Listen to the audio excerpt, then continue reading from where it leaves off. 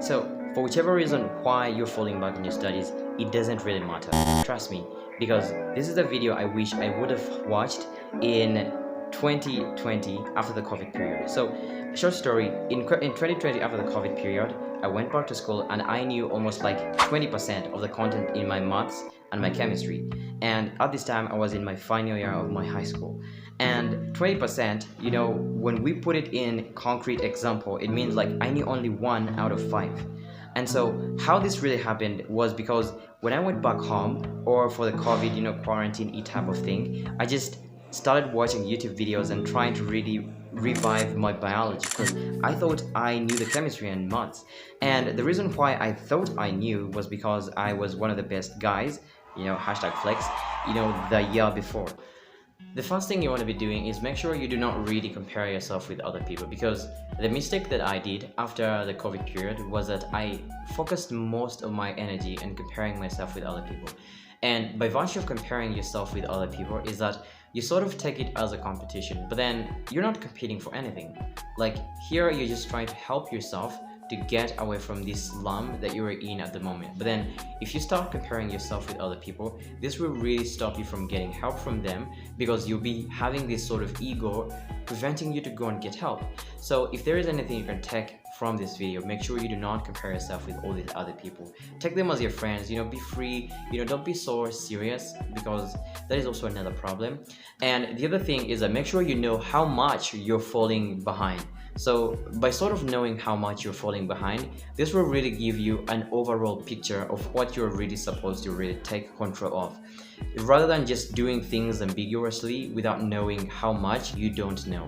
So how you can do this is knowing how much lectures you've missed. So let's say you were sick for maybe a month and you've missed all those lectures. So know these lectures, I am behind by these lectures. Or if you are in my kind of case where I've just forgotten the things that you had studied, you could just try to test yourself more on the things that you had learned. So if you're just forgetting them, test yourself more. And by testing yourself, you will start to see like, okay, now I don't know this, I don't know that and that. So this will really help you to really just get an easier way of doing things. And after really knowing how much far you are behind, the other thing is that you sort of want to be setting priorities. So setting priorities will help you to start with what needs to be started with first. So the other mistake that I did, okay, I know I did a lot of mistakes, but anyway, the other mistake I did was that I never set priorities. It was like I was doing things in a sort of ambiguous way, and doing things in an ambiguous way intuitively feels like it's the right way to do things, but then it's not, because you end up working so hard but without getting any sort of results. Like for example, people work so hard but then they're focusing most of their time on very minor things instead of giving most of the time to the most important things. So how you can do that is by going to the professor or going to a teacher or lecturer and asking them like, okay, now what is the most thing that I really need to give a priority? Or if you fear the lecturers, you could go and test yourself more about the topics that you are doing. So the other thing is that do not fall back in the work you're carrying out currently right now, in the face of trying to really cover up the work you missed behind. Because by virtue of doing this is that you sort of set yourself in a vicious cycle where you will never catch up, and by doing this, you kind of like start being like someone running on a treadmill. You do not move from where you are. And the other thing, spread whatever you're doing in a calendar. So by spreading whatever you're doing in a calendar, it helps you to really just not do things in a massed practiced type of way. And what I mean by a mass practiced type of way is, I mean cramming. So this will also help you not to really try to miss lectures, because someone could be like, okay, I'm going to miss all of today's lectures and I'm going to catch up on the mathematics. But then the content you really try to really get into the brain as fast like that will also go out as fast as it has come in. So make sure you really get to a point where you're not really just trying to cram stuff into the brain, but then try to really spread them out throughout in the calendar.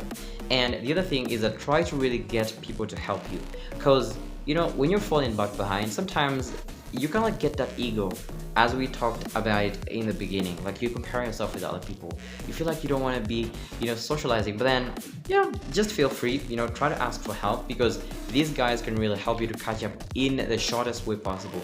Ask for people to discuss for you the topics that you don't know, go consult the professors. and this will make the whole process, I promise, easy for you. And the other thing is that we have to make sure that you do not let this happen again. So by doing whatever we have said here, so let's say it has worked for you. So if it works, that means we should also make sure it doesn't happen another time. So how are we going to make sure that this doesn't really happen another time? Firstly, we want to be encountering one thing, is recalibrating our systems. So as James Clear notes out in his book of Atomic Habits, is that people really focus more on their achievements, but then they don't really focus on their identity. So by trying to achieve something, well, you might achieve it, but then your systems might really bring you back to the same position. For example, you might be wanting to organize your room, and by organizing your room, this really might bring something really different, and the room might get organized, but then the systems that made it be disorganized might act upon you again, and then the room ends up being disorganized another time. So you want to be getting systems which will help you keep this room organized all the time. And these things is to make sure you don't miss lectures again. Well, of course, there's some things we couldn't really control ourselves, maybe getting sick, or you might get sick and fall behind. We can't really control that, but then make sure you get things that really made you fall behind, look through them, and make sure you do not repeat these. So if you really liked the video and you got something, even if something very small, make sure you don't forget to hit the like button and subscribe if you would like to watch some content like this. So thank you guys for watching. As always, until next time.